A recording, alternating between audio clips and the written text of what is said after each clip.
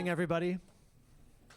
Welcome to the School of Architecture and Planning. If you're visiting us, you have joined us on our Wednesday night lecture series.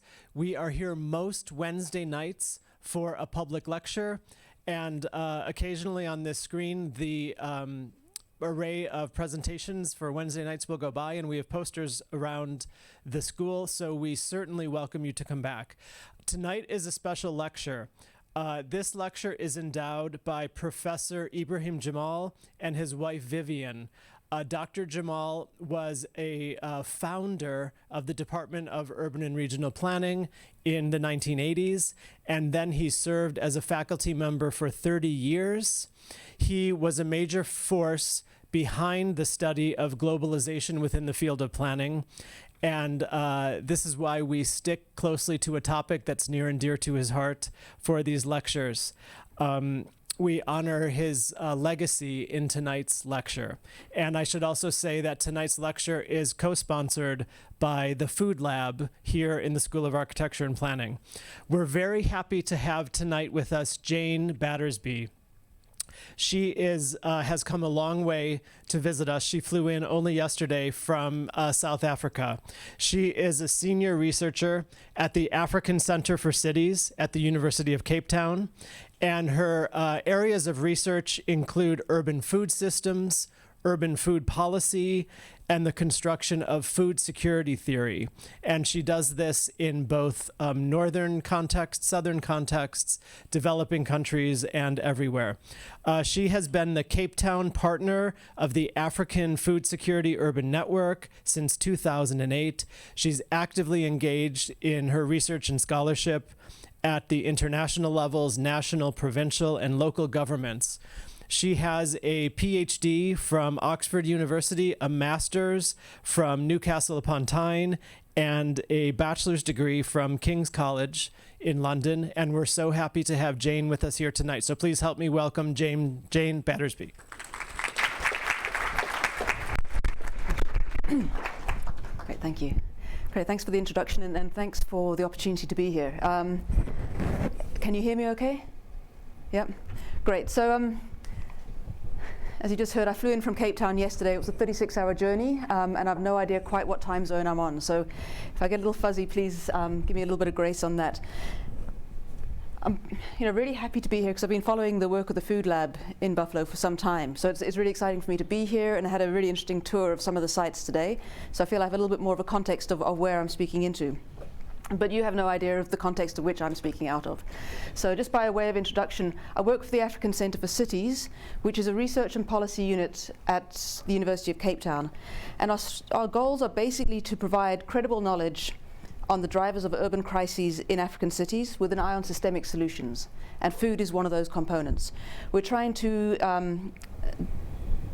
develop capacity development tools that are going to enable better governance, and we are trying to undertake targeted advocacy with influential development agencies that shapes the urban development agenda in Africa and the global south. So our eye is always on real applied research within the African cities and taking that out to the wider community, taking it out to wider national governments, and then beyond.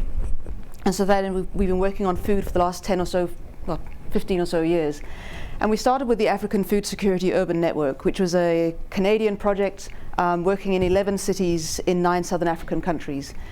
And it was the first time that we'd really tried to get the urban food issue onto the political agenda. So the purpose had threefold. The first one was to get some credible data on the extent and nature and drivers of food insecurity in African cities, for the simple reason that for the last 30 or so years, the framing of food insecurity and the food problem in Africa has been understood as one of rural problems, rural development issues, rural poverty issues.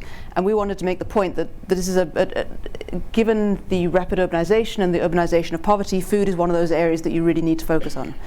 So partly it was around generating data. The second one was to ask some fundamental questions about how are cities in Africa designed and governed in such ways that either enhances or hinders food insecurity. And so we've been working towards that and thinking about what are the intersections of the food system and the urban system? How does planning intersect with food? And then finally asking, well, what are some of the governance responses that we can co-generate out of that? And this is where we've been working for the last 10 years or so.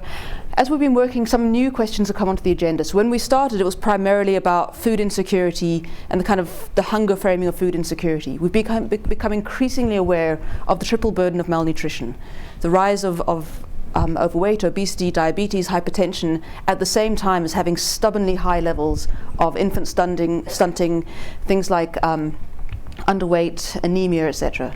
And so we've been working towards addressing those questions. We've also been working in a number of other projects. So the project that I'm going to be talking out of today is out of the Consuming Urban Poverty project, which tried to use food as a lens to understand and alleviate poverty in secondary cities. So those are actually the fastest growing cities in Africa, the smaller cities in 3 countries, in Kenya, in Zambia and Zimbabwe. I'm also working in the Hungry Cities Partnership and the Nourishing Spaces project. And I'll come back towards the end talking about the community of practice on food governance that we have in Cape Town at the moment. And so what I'll be doing is talking to you out of the context of one particular location that we've been working in. We've been working in Kitwe in Zambia, which is a it's the second largest city in Zambia. It's got a population of around 500,000, so it's not a small city by any measure. And it's historically a copper mining city which has gone under sort of collapse as the mining industry's faded and is now undergoing a little bit of a resurgence. And we started our work by looking at what it is that people consume in the city. We did a series of household surveys, household interviews, and then went back and kind of represented this pictorially. And this is the standard diet in a house in Kitwe in a low-income neighborhood. Not sure the pictures are, it's a little bit darker than on my screen. But what we have is a diet that's very simple, a diet that's based on maize meal as the staple, some leafy greens which are often grown either by the community or brought at the market, and reconstituted dried fish as a cheap source of protein. So we have quite a limited diet. It's not an unhealthy diet by any stretch, but it is a limited diet. And what we saw in the communities we worked in was that food insecurity levels were up at 90%. This is high food insecurity and very low dietary diversity. So you break all food types into 12, you ask who in the household has consumed any of these things within the last 24 hours, and the mean dietary diversity in the Kitwe survey was 3.25 out of 12. This is a tool that was developed by Fanta, and the cutoff as a proxy for malnutrition is 6 out of 12. So we're looking at high levels of malnourishment. We have exceptionally high levels of anemia, high levels of infant stunting. But with this very high food insecurity and this very low mean dietary diversity, we found that households were actually managing to feed themselves for much of the year. And so what there seems to be is a base level of food coming into the system that people can access, but there's very limited dietary diversity. And so the question is, why does this diet persist, and to what extent is urban design and urban planning playing into this? And so from there we went and did a whole series of retailer interviews and retailer mapping in the city, and looked at where the retailers are, what they're selling, and why they're saying they're doing what they're doing, and how they say that the state is impacting their ability to do what they want to do. Gosh, I feel I should be using more complex words than this, but I've had very little sleep, so forgive me on this. And so what I want to talk to you about tonight is a series of really bewildering decisions that are made by local government in African cities around food. I'll give you the bewildering thing, and then I'll try and unpack why those are happening. So the story tonight centers on a market in Kitwe, Chisukwane Market. Chisukwane Market is a very, very large market. It's got about 10,000 traders operating in it. It's in the center of the town. The market is overspilled, so the main market site is here. The market is overspilled into the CBD around where the formal retail sector is as well. And there's these 3 contradictory processes that are taking place: market upgrading, market relocation, and street trader clearances. So the first thing is there's these constant periodic episodes to try and improve the market, to try and upgrade the market. So in 2009, $1 million was granted to this by a project launched and managed by the City Council, UN Habitat, Ministry of Local Government, and DANIDA, the Danish International Development Agency. And $1 million was dedicated to upgrading the market. Nothing happened. 2012, another launch of it. And what we've seen is there's been this kind of sporadic efforts to try and improve the market, to try and address some of the concerns around safety and sanitation in the market. So it seems to happen every time there's a crisis. So in 2012 there was a fire and a reconstruction. 2016 we had the cholera outbreak and another form of upgrading. So there's this kind of process of incremental upgrading at times of crisis. At the same time as you've got this kind of ongoing effort to try and modernize that market, you've also got an effort to relocate the market. And so the Kisumu Kitwe City Council has been making efforts to try and develop new markets on the periphery of the city to decant or even to completely remove the Chisukone market. So you've got an effort and a huge investment in upgrading the market at the same time as you've got these efforts to relocate. But the relocation has been largely unsuccessful. These are kind of unoccupied market stands that are in place. So far you can kind of see a logic of it. We're trying to upgrade and we're trying to kind of decant the market a little bit. But the third thing that happened during the process of our research was the relocation of street traders who had been operating in the city centre. These are street traders operating outside the ShopRite supermarket, which is a South African supermarket that's moved into the area. And when we started the research, this was the picture. When we went back 2 years later, all the street traders had been cleared. They had all been cleared into Chisukone market. So you have a market that's argued to be unsafe, unsanitary, overcrowded, that needs to be decanted and upgraded, at the same time as you're evicting all the street traders from the street into the market. It doesn't make any sense. And when we talked to the council, and when we talked to other people in the city, there was not a single incidence of people thinking about this as a food systems issue. It was around sanitation, it was around public safety, it was around the economy, but it was never ever around food. And when we speak to government officials in any of the cities we work in, they argue that local government has little or no role in shaping the food system. And food security is argued to be an agricultural competence, nutrition is argued to be a health competence, and trade is argued to be a trade competence. There's no acknowledgement of the food system's impact of ordinary government activities. And so there's this kind of effort to try and think about, well, how do we start to integrate food into local government planning in the African context? And what we need to be really careful about is how we do this, and the danger of simply importing ideas from the global north is what seems to happen very often. We've got to be conscious of the fact that even though the local governments see that they don't really have a competence or a mandate around food planning, it's actually layered onto a history that is profoundly linked to the control of food in urban areas. And so I want to unpack a little bit of that history to help us understand why we've ended up with these conflicting ideas that are playing out, but also where it might lead us to some potential opportunities for change. And I'm going to talk to you about this through 3 vignettes of how the state has historically engaged food in cities.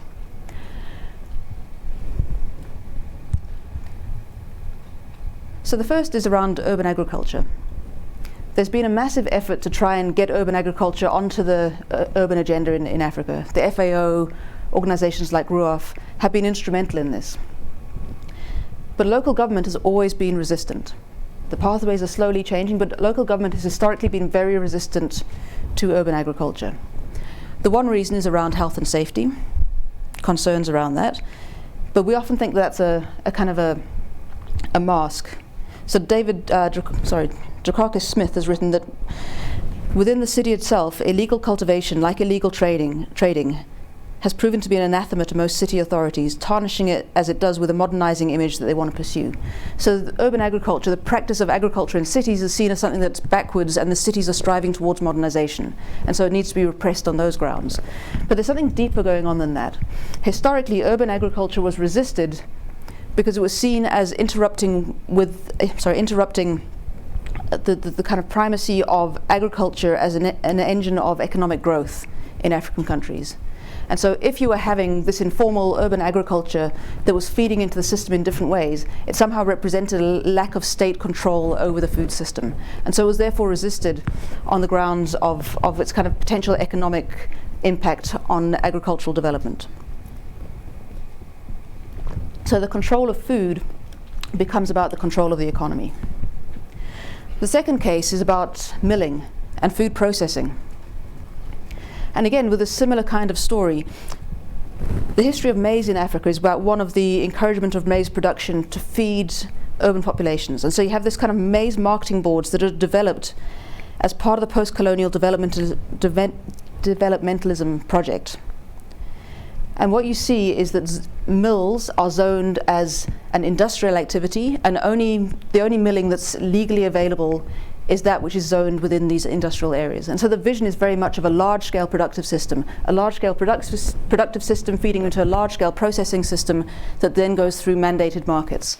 And so the individual small-scale hammer mills like these are illegal.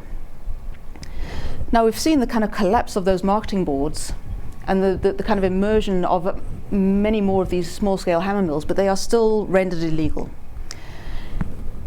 The third is around retail and markets and street trade. And again, the control of markets and of street trade is fundamental to how control has been asserted in African cities. So for example, in Zambia, the 1937 Markets Act really controlled markets and market sites. It put markets under the control and management of local governments. It gave power to them to regulate market buildings, to regulate what could be sold, at what price they could be sold. It also gave them the right to inspect and grade goods. It also said that no person in any public place within a radius of 2 miles of the center of the market may sell any goods except in a market. And this therefore rendered any kind of street trading illegal. And so you have, from the images you've seen, you've had the market trading and the street trading both in operation in Kitwe. One is branded as formal because it's in a formal market space, and one is branded as informal and therefore illegal because it's happening outside of those designated spaces. And so you kind of have this creation and this separation as a way of trying to control who's able to trade, what kinds of spaces are able to be operated in, and therefore food becomes central to the spatial, the political, and the economic control of the city. And so when a city tells you that they have no authority over the food system and have no impact on the food system, it's somewhat confusing to us. Over time, what we've seen is that as the markets have become more liberalized, as the food systems become more liberalized in the kind of post-colonial era, the city still maintains its control on the markets, but sees it as simply an economic function and a spatial control function, and has no longer seen it as a food control function. Likewise, we see other kinds of things happening in African cities. So in one of the other cities we work in Kisumu, they have these general light nuisance bylaws that kind of shape what can be sold in the city. And these general nuisance bylaws are controlled by the Department of Public Health, and they trump everything. They trump economic development, they trump all those kinds of things. And so in this process, street trading is viewed as a risk to public health and is therefore sort of moved on constantly. So the cumulative effect of all of these sort of colonial laws and their unamended post-colonial frameworks has really been the creation of this kind of bifurcated food system and urban system and the production of informality. You know, we talk about kind of informal systems all over the place in Africa, but they are fundamentally shaped and developed and controlled by the planning system that has created it. And as we see now, the post-independent governments have tended to reinforce colonial plans and land management tools, oftentimes more rigidly than colonial governments. So Ananya Roy argues that the planning and legal apparatus of the state has the power to determine and when to enact the suspension, to determine what is informal and what is not, to determine what forms of informality will thrive and which will disappear. State power is reproduced through the capacity to construct and reconstruct categories of legitimacy and illegitimacy. So to deal with informality therefore partly means confronting how the apparatus of planning produces the unplanned and unplannable.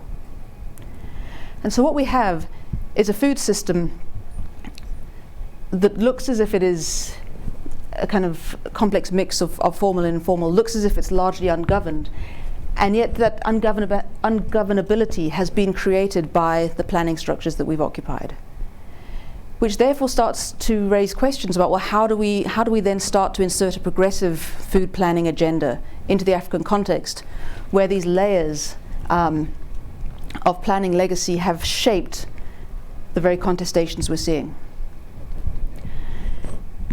If we layer on top of that, there's this new narrative around African cities. that's starting to, again, frame how the state's engaging with the food system. And so there's this kind of rise of Africa rising, revisioning African cities as future cities, and repositioning large private sectors as partners in development. And so where the state had previously been quite powerful, now the private sector is being welcomed in and is reframing and reshaping African cities outside necessarily of the control of the state. And so it's onto this kind of layer of colonial, post-colonial planning and this kind of narrative of Africa rising that I think we start to unpack why those decisions about Chisekone market have been so contradictory.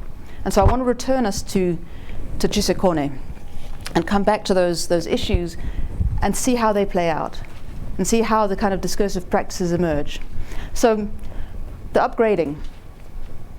Why is the city so intent on upgrading Chisekone, even though there's all these challenges?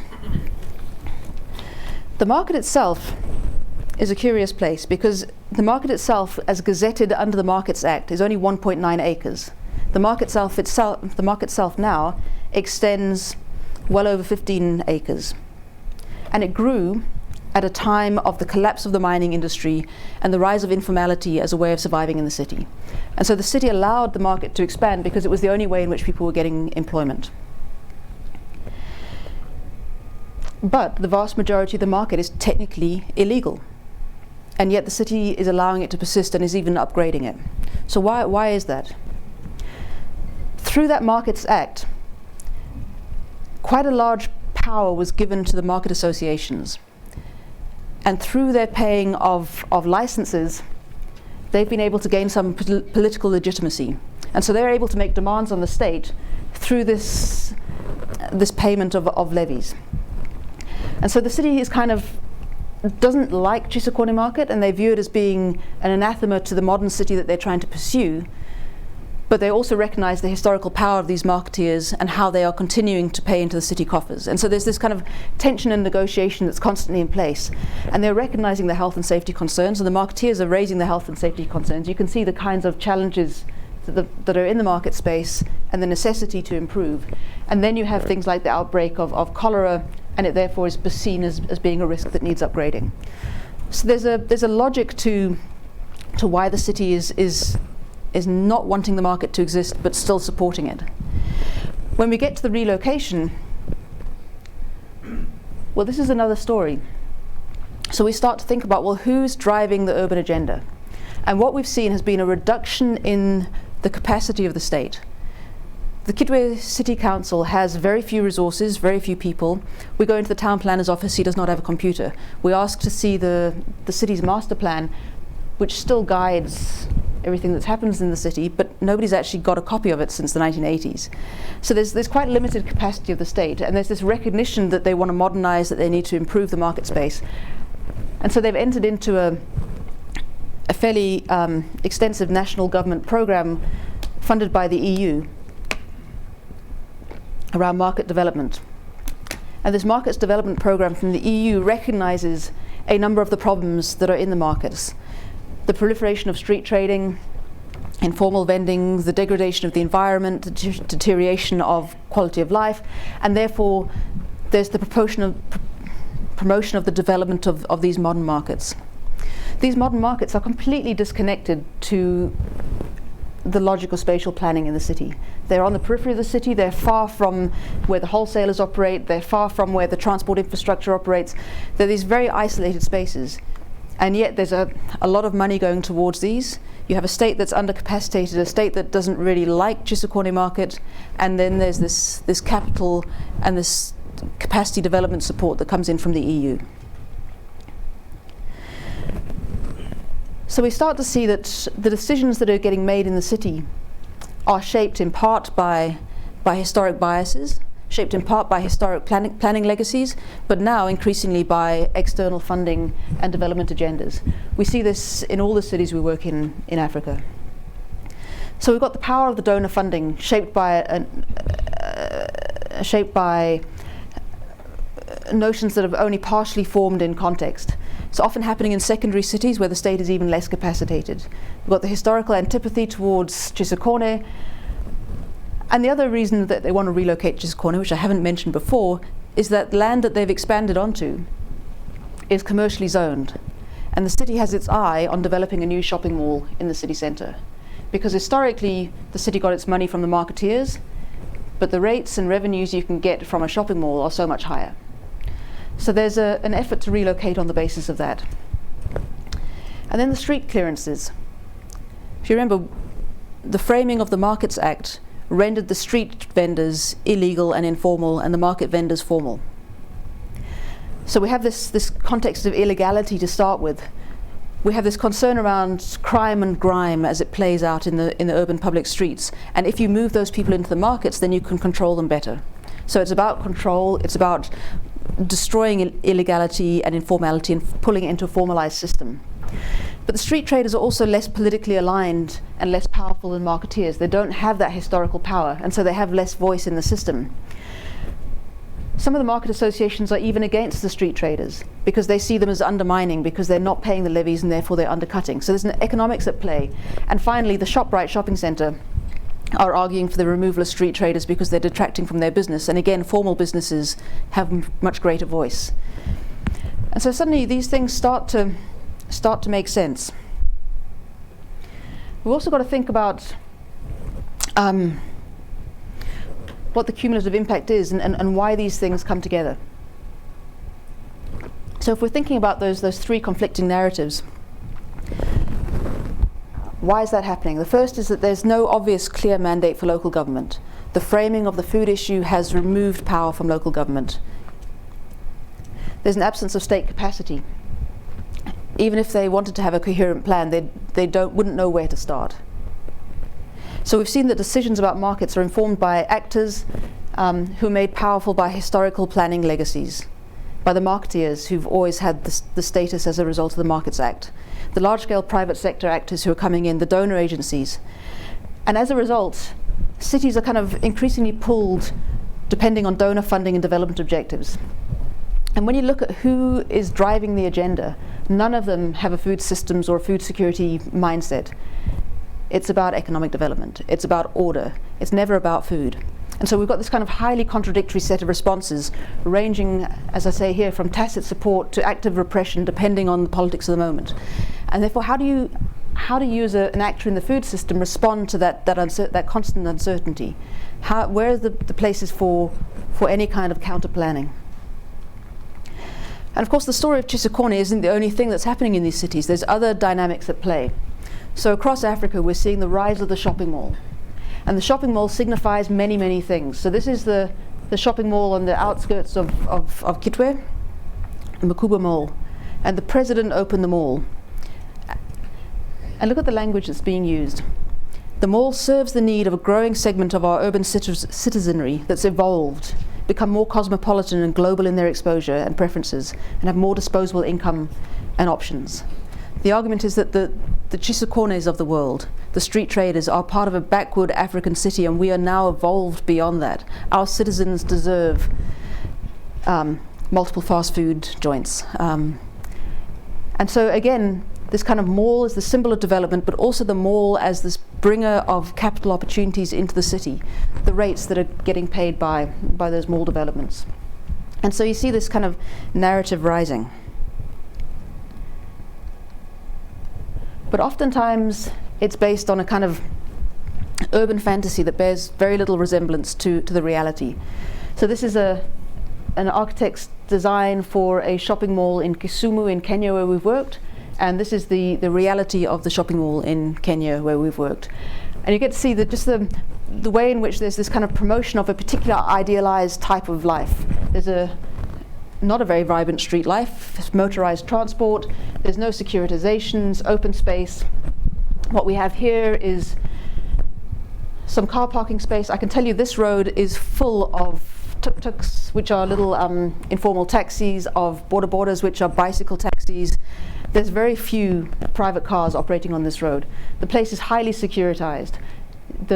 All the infrastructure suggests something very different to what is being promoted. And yet this is the investment vision that's being sold. This is what's driving urban change in African cities.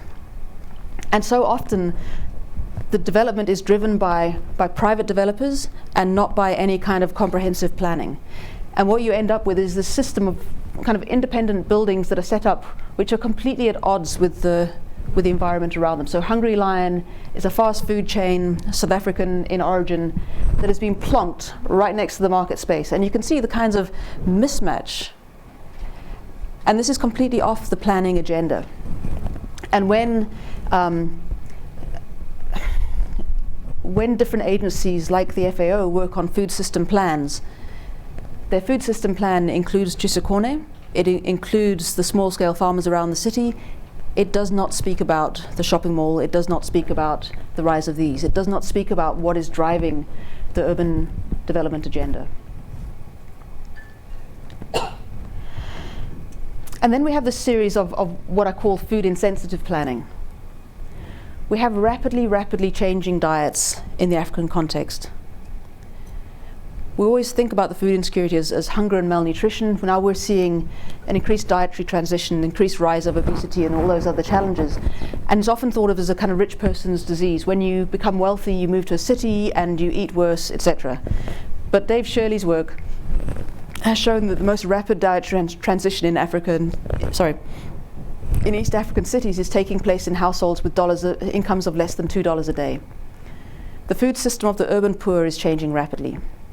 It's not an indication of wealth, but an indication of the intersection of a changing food system with long-standing poverty. And so if we're trying to think about food system planning, we've got to think about the material conditions that the urban poor live in. Those market sites are really important. The kind of rise of the shopping mall is really important.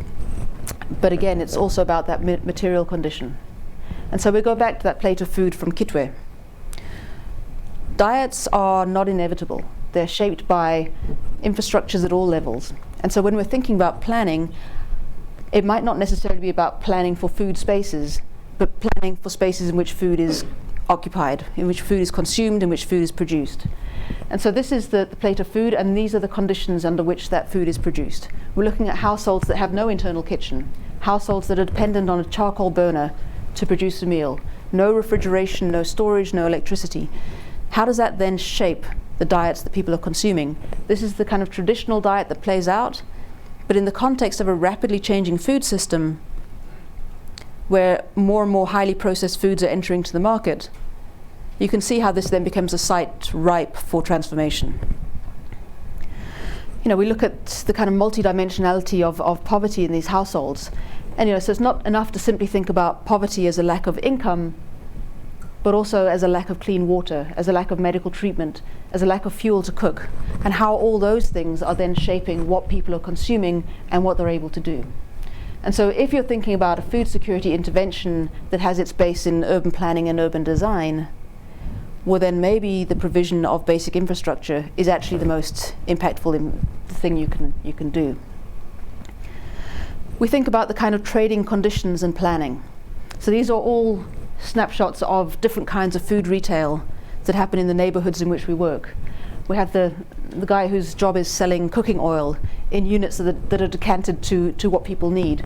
But you also have the dried fish seller, and each of those little black spots are flies.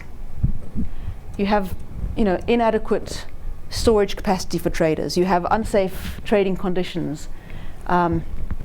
You have inadequate transportation for those traders to accurate. Excuse me. You have poor transport infrastructure that shapes what people are able to do. And so, when we're starting to think about planning and food, what kind of basic infrastructure do the vendors need in order to deliver the kinds of foods that people should have? We've got wider infrastructure planning issues. This is a snapshot from Kisumu. But what we see is that there's been an awful lot of investment by major development agencies and bilateral donors into infrastructure, into particularly transport infrastructure, and the rise of the kind of mega highways that connect African cities to ports. But there's been very, very little focus on infrastructure within cities and infrastructure between cities and their peripheral areas. So when we work in Kisumu in Kenya, on the east end of Kenya, we find that the eggs are being imported from Uganda. Now there's many reasons for that. One of the reasons the eggs are coming from Uganda rather than from the neighborhoods around Kisumu.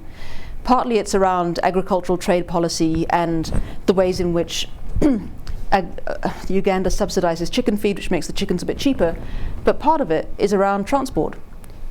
you can get eggs without breaking them from Uganda to Kisumu because there's the highway. You cannot get eggs from the neighborhoods around Kisumu to market without them breaking because of the infrastructure. And so, what kind of equitable infrastructure is required in order to enable food to flow into the cities? Because we have all these challenges, and we have this rise in the triple burden of malnutrition. Across Africa, you see this combination of overweight, anemia, and stunting. And it's happening rapidly. We're seeing this rapid rise in the availability of ultra-processed foods. This is just some figures from Anne-Marie Tho's work. Just have a look at those changing rates of imports. We are seeing a significant increase in the availability of snack foods and soft drinks into the African market. This is kind of indicative of the change of the system. We're seeing a rapid change in the structure of retail. This is just a snapshot from Cape Town, and in Cape Town it is exaggerated, but just showing in 1994 how few supermarkets there were. Each green dot represents a supermarket. By 2013, there's this veritable explosion. The food system is changing fast. The products that are coming into the food system are changing. The manifestation of the retail sector is changing. And it's not simply the formal system that's changing. This is an informal vendor in Epworth in Zimbabwe, and you can see the kind of the fresh produce and the traditional bags of roasted peanuts are getting crowded out in that picture by the increased presence of ultra-processed foods. And what we have is a context in which the conditions of lived poverty have created an environment that is ripe for the nutrition transition. And therefore we need to think about different ways of impacting those urban spaces that's going to have some kind of vanguard of resistance to that. And yet, despite all of this, food remains off the planning agenda in Africa. And that's there for a number of reasons. Part of it is around these historic framings that have viewed food insecurity as a production issue, or viewed it as a poverty alleviation issue that needs to be dealt with by household scale interventions, and rather thinking about these bigger questions. I'm not sure how influential the SDGs are in the American context, the Sustainable Development Goals, but in the African context, our governments are wrapping themselves in knots to try and work towards the SDGs. And SDG 2 is the goal to end hunger, to achieve food security. Not once within that goal is the urban mentioned. And so when you're thinking about what's driving the national agenda in thinking about food, and what's driving the absence of food thinking in urban areas, it's got to be that. SDG 11, which is the urban goal, doesn't mention food. And so food is remaining off the planning agenda. We've also got a few concerns about the framing of food in the New Urban Agenda. The New Urban Agenda is a document that's meant to set the urban agenda for global cities. And it's the first time that food is mentioned as a basic service in the same breath as talking about water and sanitation. And yet I don't think its framing really helps us to deal with some of the nitty-gritty of actual urban scale planning and suburban scale planning. It talks about the territory, it talks about the region, it does not talk about the markets, the street traders, those kinds of things. We look at the Resilient Cities 100 indicator framework. So this is something that 100 cities have signed on to. It's meant to help them assess how resilient their cities are. One of the components they look at is food. And there's 3 indicators, and the urban food access indicator is how close a community is to a shopping supermarket or a fresh produce market, but there's no definition of what a fresh produce market is. So there's this kind of narrative of the food desert playing out in this global framework that cities of the north and south are meant to be reporting into, and it's framing the food access issue as one about supermarkets. And so we've kind of got a food framework that isn't working towards addressing, to my mind, the urban food problem in Africa.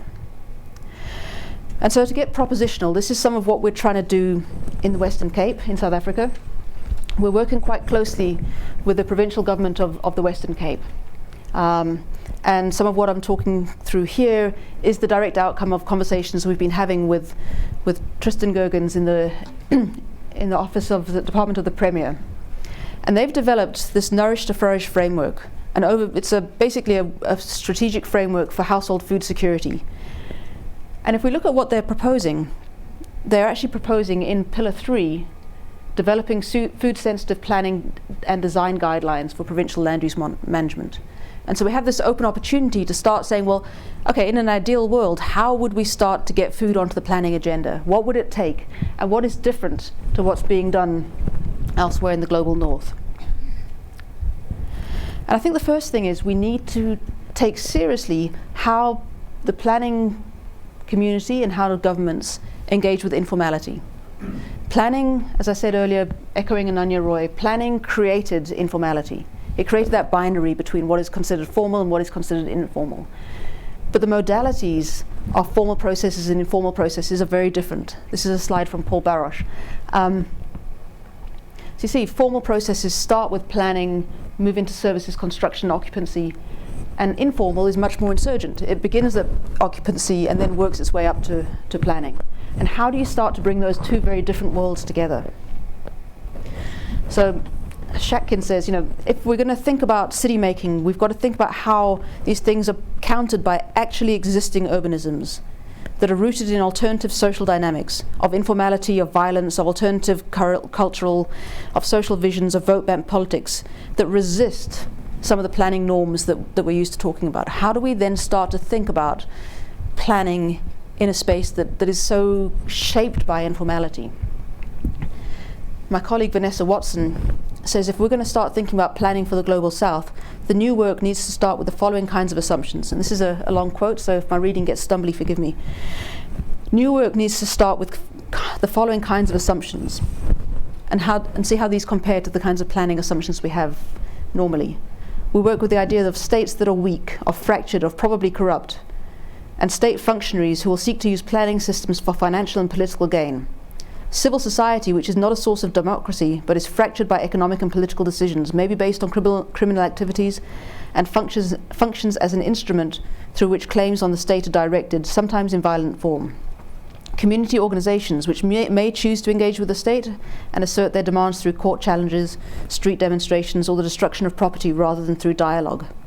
New concepts of citizenship, which are based on a sense of entitlement, and where there's a consciousness of the right but not the responsibility.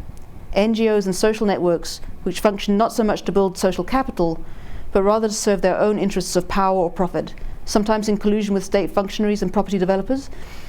Decision-making processes where power cannot be wished away, but will be a dominant factor shaping all forms of engagement, and where consensus is a possible but unlikely outcome.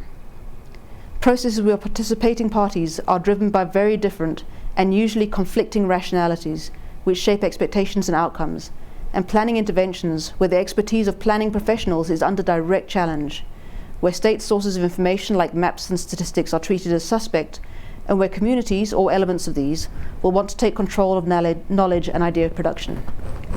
And so this is a very different entry point for thinking about planning. How do we deal rigorously with these very different conflicting rationalities that are at play? And in the food system, where there are these such strong contestations, this is a very real challenge. And so the work we've been doing with Province has been arguing this. The planning needs to take its kind of role and its share of the blame for some illegal development and inadequate state service provision.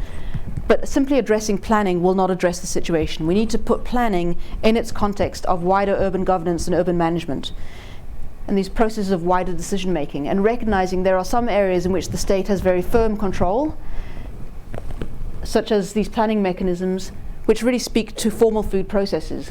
But then there's all this other kind of fuzzy decision making space that's all around urban governance and urban management. And planning is a part of that. And so we need to think about how we engage those things. And we've got to think about these all as part of the kind of basket of levers. And in order to bring this together, we need to find a way of animating local politics to engage this and to speak to these issues. And so kind of in that context of thinking about planning as part of the totality of urban governance and urban management, Tristan has put together this schematic of the ways of building food sensitivity into planning. And some of it is about generating entirely new things into the planning sphere, and some of it is simply inserting food into existing processes. And the idea is that there are innumerable ways in which we can start to get food-sensitive planning into the system, be it around a set of specific urban design guidelines, which then prompt developers to think differently. Putting food into the provincial spatial development framework, which is the major planning mechanisms that's meant to guide all kinds of spatial planning. And if you can insert just the language of food into that, you can start to embed it. All developers in South Africa need to produce an EIA, an environmental impact assessment. Do you have those here? Yeah. Anyway, so the EIA. And if you can get the food impact embedded in that, sure, developers will find ways to circumvent it. They always do. But at least they have to account for how they're circumventing food as an issue. Trying to just say to the Department of Housing, Transport, Public Space and Recreation, if you start to think about food, it may not have any real impact on the fiscus of your development projects, but it may have profound impacts. Adding city-region food systems planning into the system. Inserting food waste as a waste component. All these things that trigger a slightly different way of thinking. Putting food into informal settlement upgrading. So the idea in all of this is that we start to foster a sense of foodness in planning and start to slowly change the apparatus. But it doesn't just happen.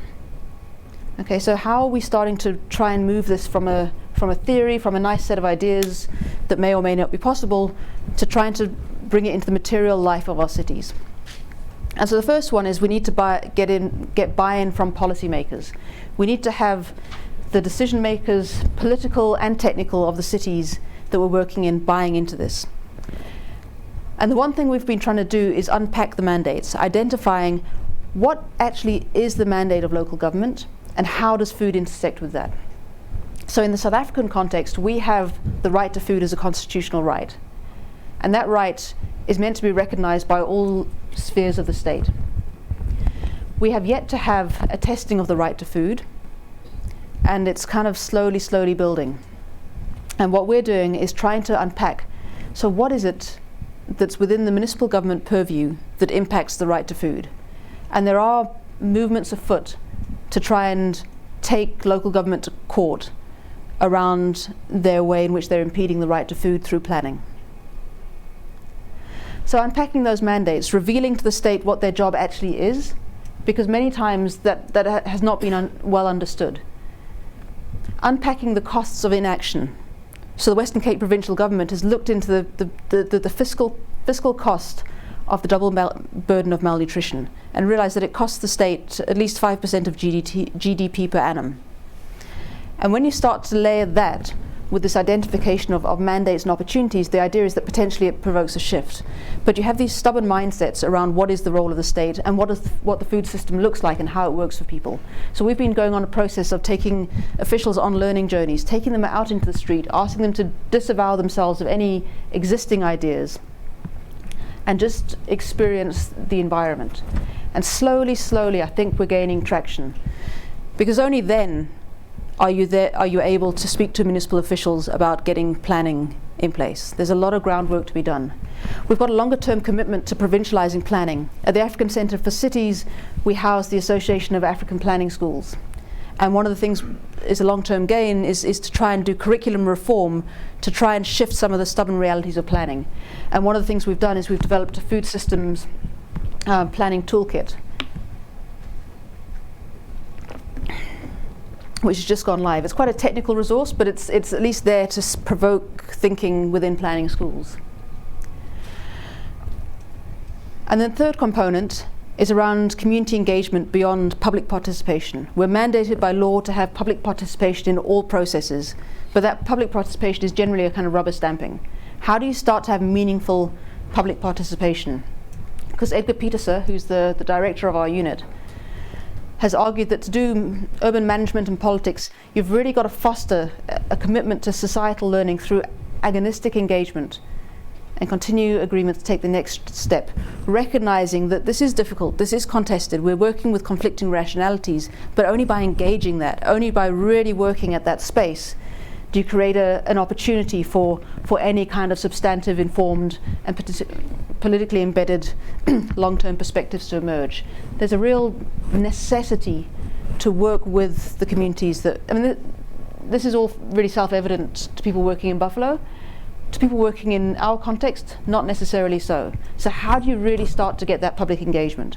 And so one of the things we've been doing is working as part of a community of practice, of generating this group of people from business, from private business, from government, from academia, and from civil society, to get in a room to talk about developing a shared understanding of the food system issues and the potential governance levers that may exist. It's not about decision making at the moment. It's not about putting in planning regulations at the moment. It's about getting a shared understanding and sense of trust amongst the key actors. And so that's really where we've been working. The other one is to develop accessible research outputs. Thinking about, if you're going to get change in cities, you need to have buy-in from civil society. And that's not just the urban poor. We've got to find ways to influence the middle classes, because they are the ones who agitate often. And so it's about putting out books. Can you just hold the book up quickly? Yeah, so one of the things we've done recently is put out this book, which is a popular rendering of our findings, as a coffee table book. And it's sort of generated quite a lot of conversation in Cape Town. We've had various sort of media engagements, radio, not yet TV mercifully, but it might be coming, but also doing kind of other kinds of community engagement processes around that. And so thinking seriously about how do you translate the research into something that's accessible to people and can be used as a way to provoke conversation around these issues. And then finally, engaging in community-led research processes. Because again, if you have a community that's capacitated and understands the context in which they're working well in the language of the state, then there's real potential for change. And so it's around developing that community capacity to engage the state. And so we're thinking about, well, food has been off the planning agenda officially for so long. And we seem to be moving towards a space where it's possible. And in some ways, we're quite excited because no one owns food politically. There's no government department that seems to think they have a mandate on it, unlike things like housing and water and electricity.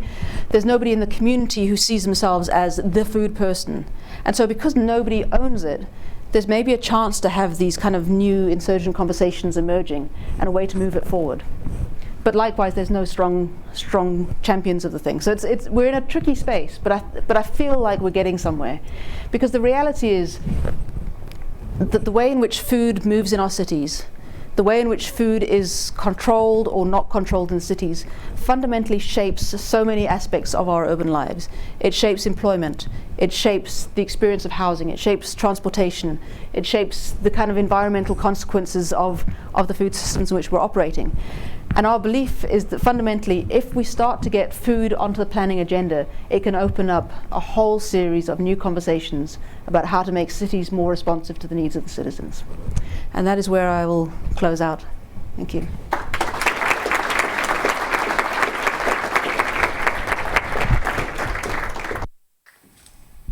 Oh, that's excellent. Thank you so much to Professor Battersby for this really interesting talk. I think I learned so much about urban change, which is really underlying a lot of the issues that you brought up, and how we deal with urban change through governance and food provision and so forth. I had the good chance to visit Kenya a couple of years ago, so some of the images that you showed were a little bit different. But I think while the audience and students are thinking of the question that they might ask, I'm the lucky guy with the microphone, so I could ask the first question. I wonder if you could expand on the context of the income or wealth gap that is going to dictate people's decisions and realities for taking care of their food provision at the market versus the modern shopping mall that's coming around. When I was visiting, I did get the chance to see both the traditional market and the new shopping mall, which were coming up in sort of strange urban locations in Nairobi or so, I thought. Yeah, so I mean, there's this kind of narrations coming through. So that we've got the rise of the shopping centre, we've got the rise of the supermarket, and this notion is that those are simply places for the wealthy. And I kind of contest that a little bit. So in our work, we found that the lower income households, they're still getting about 25% of their food from the supermarkets. And so what seems to be happening is that people are shifting their purchasing patterns ever so slightly. So historically, what you'd do is you'd buy your day-to-day food from the street traders, and then you'd go to the central market, once a month or so and buy your kind of your maize meal for the month or whatever. And people seem to be shifting towards the supermarkets and treating the supermarkets like they used to treat the wholesalers. We're also seeing some curious dynamics with a number of the street traders are also using the supermarkets as wholesalers and buying from there. So the supermarkets are not necessarily directly the source of food for people, but oftentimes they are indirectly. People do view the supermarkets in a kind of aspirational sense. There is this kind of aspiration to shop there because it symbolizes those things that President Lunga was talking about, symbolizes being modern, being cosmopolitan. But what we've found, we've actually got a video on our website, is even if they're selling the same product, they're selling something quite different. And you have to be in a certain category in order to appreciate that. So if you buy, I'm going to get it right, tomatoes, not tomatoes. If you're going to buy tomatoes on the street, the tomatoes you buy are these rich, juicy, ripe tomatoes. They're fresh from the market. They need to be eaten that day, otherwise they'll turn into mush. The ones that you buy at the ShopRite are small and green and hard, and they're going to keep in your fridge for a week or so until you need to use them. But it assumes that you have that kind of storage, whereas the people who are buying from the street are going to buy for that day. And so there's very different, even if it's the same product, there's very different logics of how you're going to consume it. And so it's tied into these different ways of how you live and move and have your being in a city that shape how you encounter those spaces.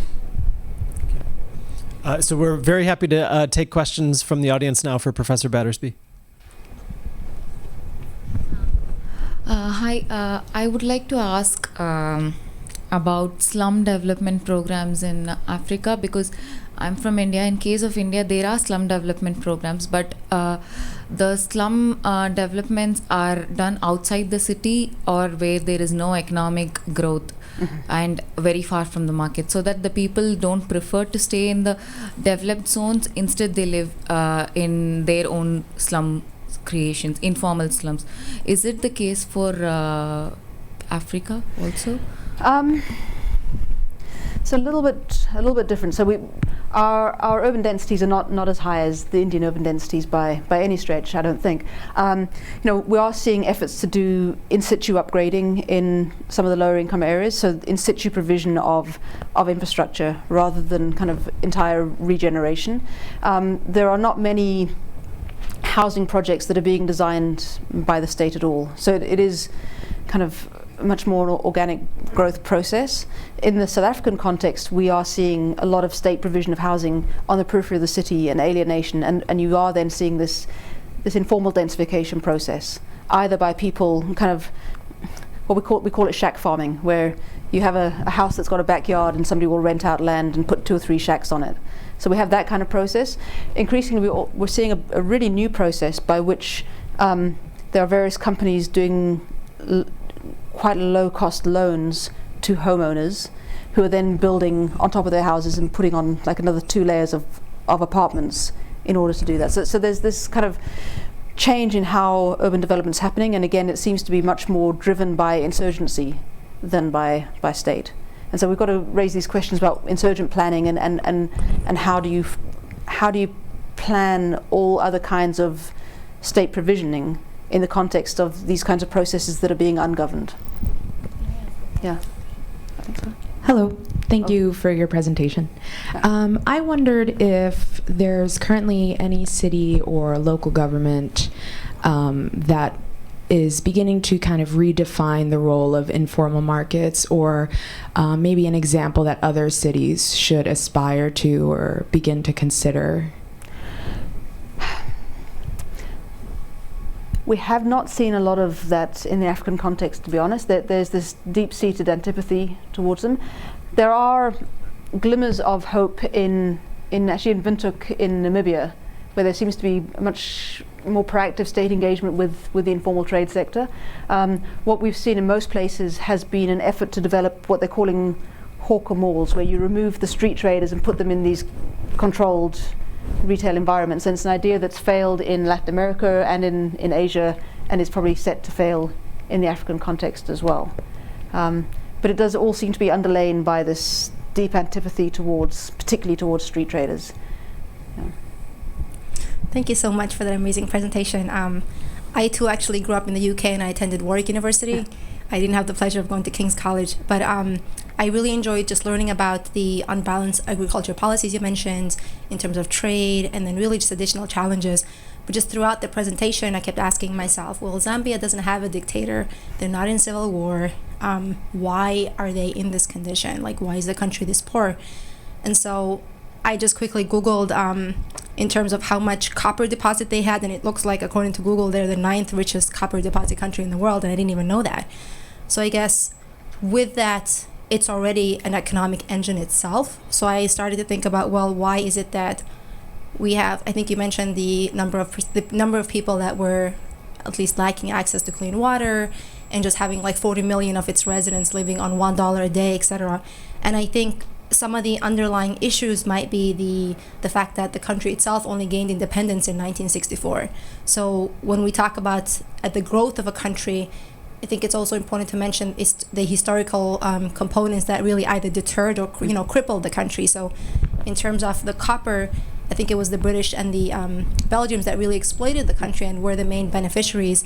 So with that, I guess for the next 35 years up until today, 2019, the country is still suffering economically. So what does this really mean for the people of the country?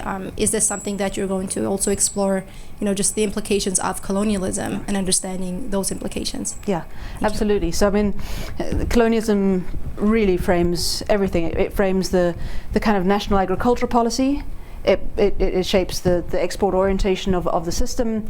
It shaped the colonial planning of the cities themselves was really around the control of native populations. And so that is fundamentally clear in that system.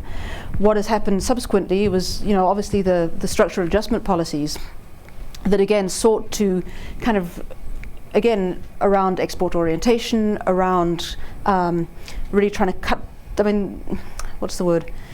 trying to consolidate the state, and really lost a lot of civil society capacity, state capacity, an economic rationalization that increased urban poverty exponentially. The privatization of the mines led to high unemployment, and so there's been this real deficit of economic activity driven by international development agendas, which is why to me it's so concerning now that you have the EU Markets Act, EU Markets Programme, kind of again redictating how the city should develop, and not informed by really what are the drivers. We also have to acknowledge that there's significant government corruption in the system, but again, oftentimes that corruption was kind of grounded and founded in the colonial structures, and so it certainly is something that there's an ongoing problem in these countries.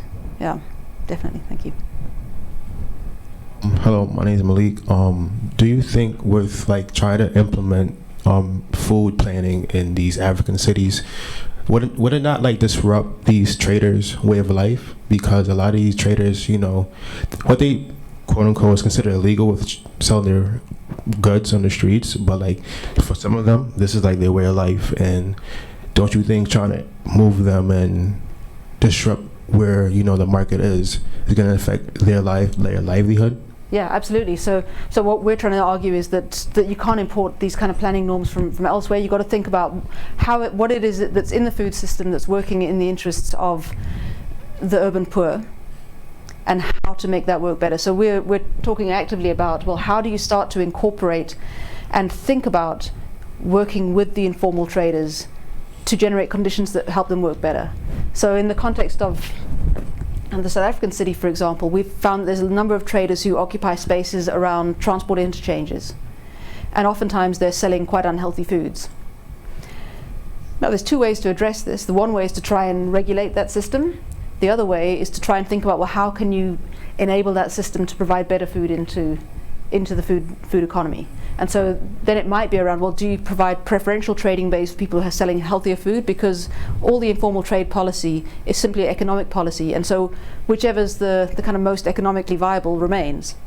But are there ways to reduce levies for people selling healthier food, to improve passive storage capacity so that people's food doesn't go off, so they are able to sell healthier food? So it's more about working with, and therefore this is why we need to have kind of community-led research processes that talk about what actually works in the system, and trying to revise and rethink how we think about planning and urban governance in order to enable that to work better. But it's a good question, because I think so often we don't really understand the potential negative externalities of any actions that we take. And when you're dealing with very vulnerable people, are these risks you can afford to take? And that, I think, is one of the challenges the state has to engage. Yeah. To what degree does the presence of expats in the community drive the development of supermarkets or shopping malls that aren't necessarily for the local population? Yeah. So I think that the initial takeoff of those retailers has been impacted quite profoundly by that. So some of the things we've seen in Lusaka, some of the things we've seen in Nairobi certainly started first in those areas where the expats are, but they are spreading out. And I think actually the moment the driver is not necessarily the demand. The driver of this change is about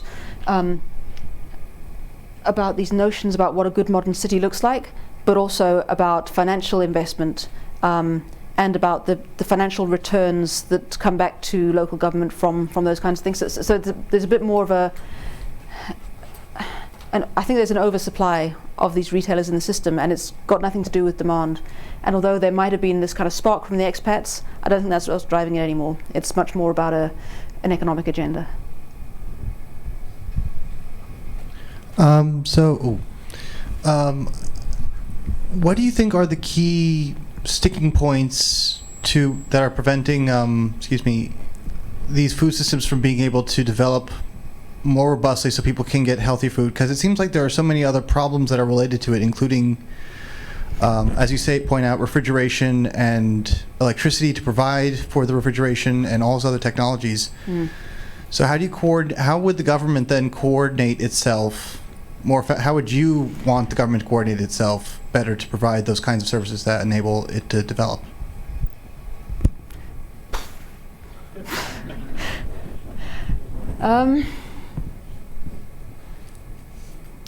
Yeah, that is a really challenging question, because we've been arguing that you need to have a whole of system approach, and that is incredibly difficult to coordinate.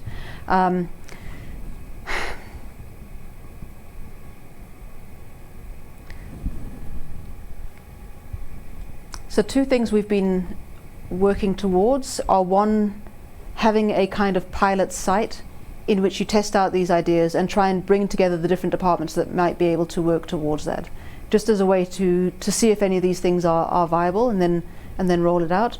The other thing is to develop a kind of wider strategy and implement one unit at a time. But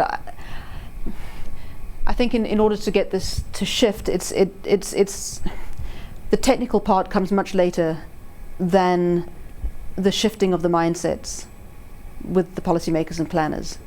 And I think that comes about through these processes like learning journeys, through these processes like recognizing the costs of inaction, but also through examples of good practice from anywhere else, but at the same time arguing that these are not replicable, but there are sparks of things that could be different. But it's going to be a very slow and incremental process, and I think if we get anywhere, we're going to make many more mistakes than I'd like to, but one has to try. Hi, thank you so much for your talk. I'm here. I was just wondering if you could speak a little bit about the role of trust, especially as you're trying to move towards working with the communities and kind of bridging the gap between community and government and that sort of thing. Yeah, and in that very long Vanessa Watson quote that I read out, we do have these histories of state repression, these histories of lack of trust, these histories of communities also reneging on their agreements with the state, and so I think these processes are going to take long and are going to have to be very carefully curated. And I don't think something like a Food Policy Council will work in our context because the conflicting rationalities are so great. So one of the things I think is that there is actually a distinct role for academics within this to play a role as boundary agents as trust brokers, as bearers of the responsibility of holding these things together, and people who are committed to being in these processes for the long term. And so I think it's I mean, I'm trying to do job creation here, but I do think there's a role for academics in these processes. And again, I think this is going to be a process in which a lot of learning has to take place, and a lot of principles of engagement have to be set before you start. But we have a question up there. Hi, my name is Gangan Kim. I'm sophomore in here.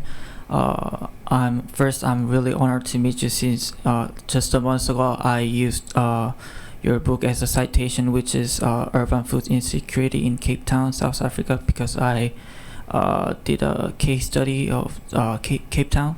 Back to the question. The realistic urbanization of Africa remaining a different urban fantasy than the one seen in the presentation that we've seen from your presentation, because of the crime and other deep-seated issues. Why are so many African local governments obsessed with urban fantasy, even with the continued failures? yeah, so why are so many African governments obsessed with these kind of modernist fantasies? I think part of it is, you know, in some ways we've bought into the narrative of Africa rising and the kind of narration of this African middle class that's rising up. When you kind of probe the data about what the middle class means, it's often people earning more than $2 a day, which is not middle class by any kind of realistic notion. I think it's an idea that has been sold to African governments by developers, has been sold to African governments by donor agencies, etc. So I think it's something that's exogenous, but I think also it is the obvious trajectory of some of the planning norms that we've had. This kind of notion of creating an orderly city, and the way in which we're going to move forward is that. And you know, so the case in point is looking at Rwanda and how their kind of city plan for Kigali bears very little resemblance to reality. But I mean, I'm wondering if it's a bit of a build it and they will come kind of idea. So the idea is that if you have these kinds of things, it attracts greater development and investment. So, you know, I go back to Venice in the Renaissance era, where people would dress very grandly in second-hand clothes and give the impression of a city that had opulence and wealth in order to attract traders in. And I'm wondering if there's something around that. If we self-promote, then it will serve as an attractor. I think it's kind of got these multiple layers to it, but it does seem perverse. We have time for just a couple more questions. Sure. Thank you for the presentation, by the way. I really enjoyed it. I wanted you to shed some more light on a subject you already kind of spoke about, within like communities that are, in a sense, not of, you know, the economic wealth of the new malls and commercial establishments like Hunger Line that you spoke about. Do you see a separation in terms of the market, being that there are vendors there that, you know, kind of live off of their livelihood of, you know, selling food throughout the market, after regulations that are inputted to make the food, in a sense, more healthier for the more environment? So I was just wondering what kind of market do you see happening within about like a 5-year context? Is it going to be a separation economically mostly? Yeah, I mean, I think my sense is that the markets as they are will continue to exist, but we will see the kind of expansion of the supermarket model, and the formal fast food vendor will become increasingly present. I think we might see an increasing shift towards more globalized products, because actually we kind of have this mindset that the formal sector is providing kind of globalized food products into the market, and the informal trader is all dealing with local. But when we've looked at where food's coming from, it really isn't the case. So some of the street vendors in Kitwe are selling fish that's coming from China. A lot of the vegetables are coming from South Africa. So they're operating within a globalized system. So those global transitions in trade are going to shape what's being delivered. I think the functioning of those markets will largely remain, and you will see a bit more of a dominance of people going to the supermarket for a wider variety of products. So at the moment it's largely going to the supermarket for non-perishables. I think there's indications that is slowly shifting. But what I suspect is going to happen is that as those supermarkets become more and more dominant, they'll put greater and greater pressure on the state to regulate the informal sector around it. And so you might kind of end up with kind of a spatially more bifurcated system. And that's a concern as the trade has become more and more spatially marginalized or contained within hawker malls. That's the trend. We have a question here, then a question against the window, and then we'll be just about out of time. Hi.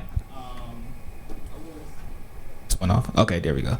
I was interested more in the moving from theory to practice, considering that, especially in South Africa, that they adopted the human right to food nutrition, but it seems as though the governments are still not necessarily acknowledging that right. So I guess what have community partners and academics and individuals working in food systems, what have they done to kind of bring light to those issues to governments and say, hey, this is a real issue, you've signed on to this, you've ratified this document, but there's so much more work that needs to be done? Mm-hmm. Yeah, so very little. So it's the kind of forgotten right in the Bill of Rights. We've not had anyone make a claim in the Human Rights Commission about the right to food yet. And part of it is this notion that food is something that's delivered by the private sector and therefore is not an obligation of the state. Part of it is the language that's been used around food security and nutrition, that, you know, if you are failing to feed your family, it's more of a moral or an economic failing and nothing of the state. And so we're kind of in this impasse where the right is there, it's a paper right, and nobody's yet mobilized around it. But we are starting to see the emergence of a food sovereignty movement, who have written their own food charter and their own food policy that is entirely independent of the government food policy, and they're starting to mobilize around that. And then there's the work that's happening in the Western Cape, which is around trying to make that right visible. The challenge is that many people do not understand that they have the right to food.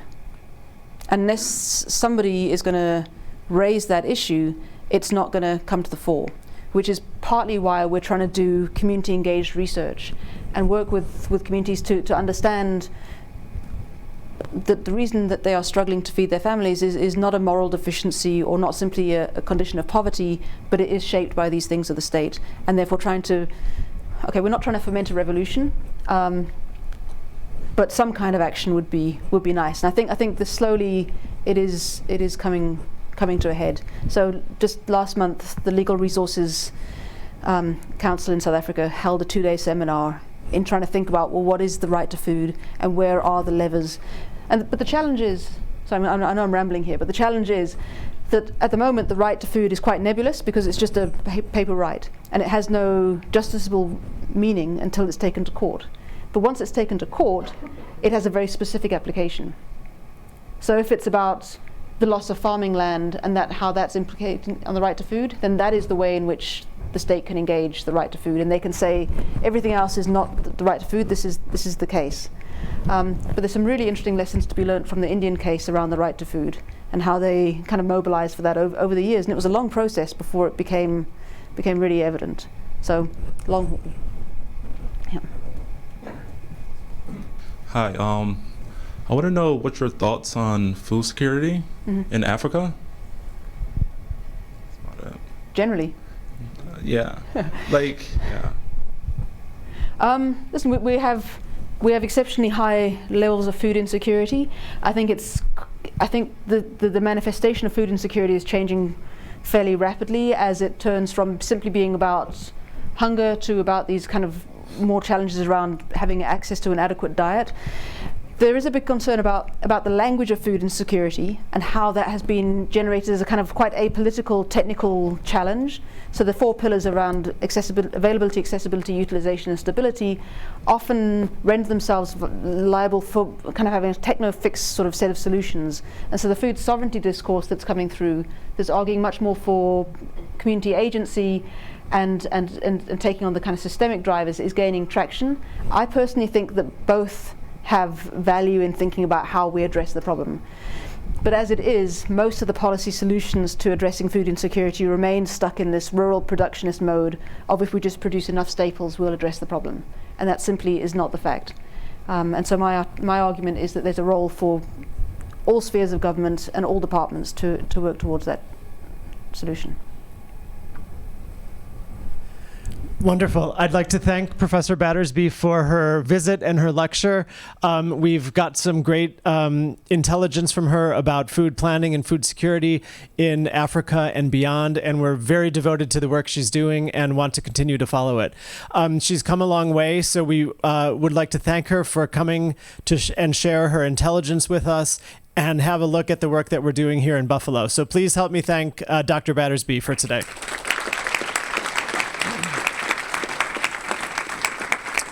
We are here most Wednesdays, so please come back for another Wednesday lecture. Thank you.